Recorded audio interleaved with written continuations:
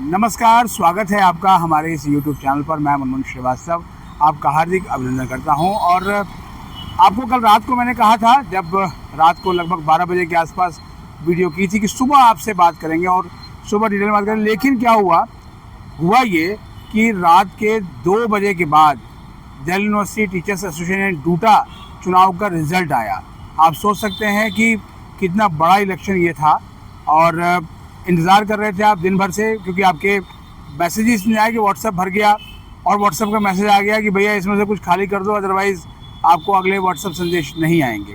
देखिए, major concern जो mop up round को लेकर आपको है वो यही है, क्या करूं क्या ना करूं, ये बड़ी मुश्किल है। देखिए, इसमें एक कंडीशन सबसे बड़ी है। सबसे पहला जो मेजर कंसर्न था वो CH को लेकर था। मॉप अप राउंड का जो ये शेड्यूल आउट हुआ है, सीट मैट्रिक्स जो आई है, उसमें सबसे पहले शुरुआत वैकेंट सीट्स की CH से होती है। इसको लेकर लगातार बहुत मैसेज है कि ये सर ये क्या है, ये कौन सा है? ये क्रिश्चियन कोटा है। इसके बारे में DU की dean admission professor Anit Gandhi ने कंफर्म किया।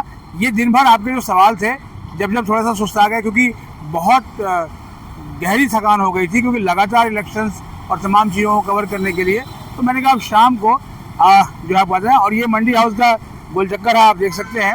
और इस समय जो आपकी सीट मिलने की जो लाइफ है ना, वो इसी गोल चक्कर की तरह घूम रही है कि भाई एक सीट मिल जाए, रास्ता उस कॉलेज और उस कोर्स तक पहुँचे कि आपको सीट मिले, लेकिन कुछ बाधाएं उसमें आ रही हैं। ये CH वाली समस्या तो दूर हो गई।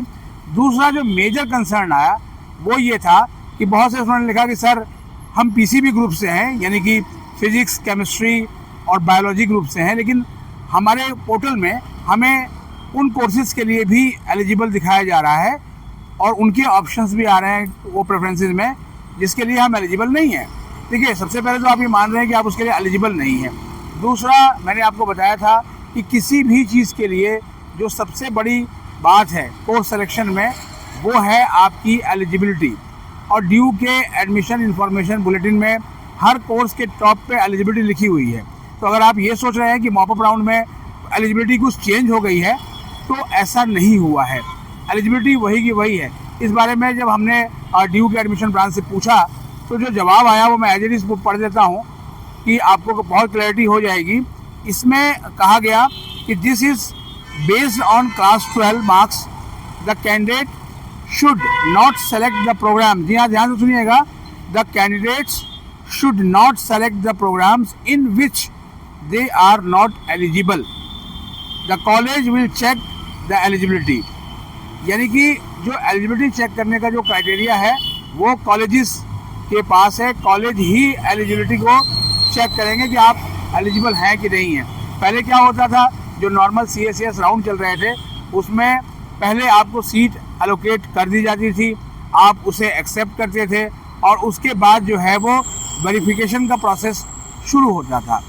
और उसके बाद जब वेरिफिकेशन कंप्लीट होता था, तो आपके पास जो है वो फी लिंक आता था कि ये आपका फी लिंक है, और आप जो है वो अब फ़ी पेमेंट कर दीजिए ऑनलाइन, जिससे कि आप विधिवत जो है वो दिल्ली विश्वविद्यालय के उस कॉलेज और कोर्स का हिस्सा बन जाएं। लेकिन यहाँ आपको अपनी प्रेफरेंसेस अभी देनी है, और उसके बाद जो है वो जो एलिजिबिलिटी है वो कॉलेज चेक करेंगे, वो फिर आपको शॉर्टलिस्ट करेंगे। एक सिलेक्शन प्रोसीजर पे अलग से हम वीडियो ज़रूर आपके लिए लेकर आएंगे। आज थोड़ा सा हमने सोचा कि रिलैक्स किया जाए, शिक्षक दिवस भी था आज, तो मुझे अपने टीचर्स को विश भी करना था, क्योंकि गुरु की हमारे जीवन में बहुत महत्वपूर्ण भूमिका रही है।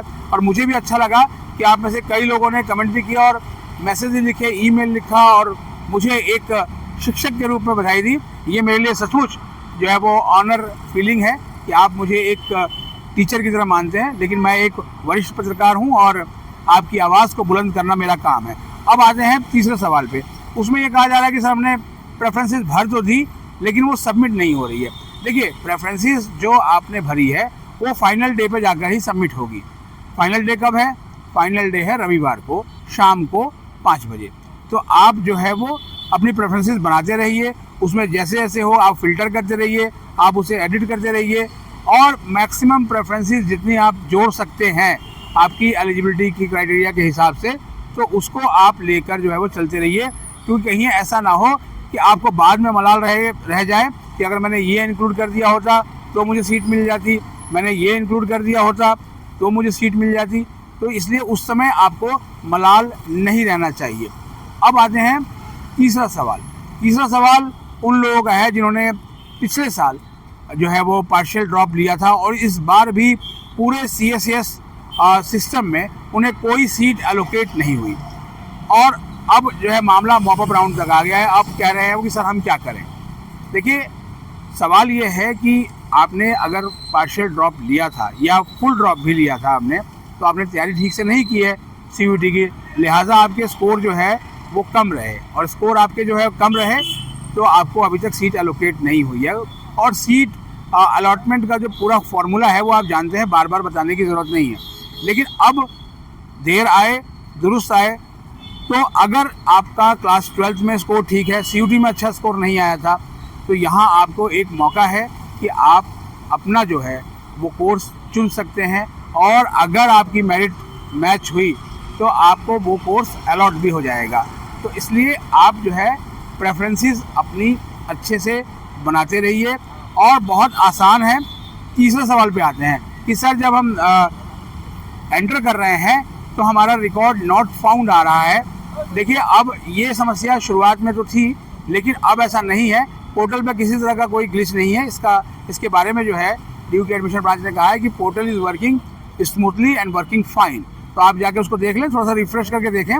और तीसरी चीज़ यह है कि कोई सर रिस्पॉन्स नहीं आ रहा है। हमने जो मेल किया या फ़ोन किया, आज 12 वफात है और आज जो है गेस्टेड हॉलीडे है, इसीलिए जो है वो दिल्ली विश्वविद्यालय में भी छुट्टी है और शनिवार और रविवार को भी आमतौर पर जो है वो DU की एडमिशन ब्रांच के हेल्पलाइन नंबर्स काम नहीं करते हैं। तो इसलिए जो है वो आपको थोड़ी असुविधा जो है हो रही है। हालांकि होना तो ये चाहिए था कि वर्किंग डे में ये राउंड आता, लेकिन इसको इस तरीके से लेके आया गया जो मुझे दिल्ली विश्वविद्यालय की एडमिशन कमेटी ने बताया कि छुट्टियों के इस पूरे जो चंक में बच्चे आराम से जो है अपनी प्रेफरेंसेस बना लेंगे और जैसे ही नया हफ्ता शुरू होगा तो उनको जो है वो सीट अलॉटमेंट होने की प्रक्रिया शुरू हो जाएगी। एक और सवाल आपका आया कि सर क्या इसमें अपग्रेड की सुविधा मिलेगी। देखिए, इसमें अपग्रेड की वैसे सुविधा तो नहीं है, लेकिन एक ऑप्शन दिया गया है, आप जाकर नोटिस में पढ़ सकते हैं कि अगर आपको सीट अलॉटमेंट के बाद फिर से सीट एलोकेट होती है तो आप स्विच कर सकते हैं। आप टर्म देखिए, स्विच, यानी ये छोड़कर आप वहाँ जा सकते हैं। इसके बारे में हल्का सा इशारा मैंने आपको कल भी कर दिया था। अब आते हैं उन स्टूडेंट की बात जिन्होंने कहीं पर एडमिशन ले लिया। ये वो स्टूडेंट हैं जो SOL में या NCVM के स्टूडेंट हैं। उनका ये कहना है कि सर हमारा ऑलरेडी जो है वो एडमिशन है और SOL में एडमिशन की लास्ट डेट जो है 15 सितंबर है और यहाँ भी जो है वो 15 सितंबर ही है, तो क्या हमें एडमिशन मिल जाएगा तो हमारी वहाँ की फ़ीस वापस हो जाएगी। जी हाँ, अगर आपको रेगुलर मोड में सीट मिल जाती है तो आपकी वहाँ की फ़ीस वापस हो जाएगी।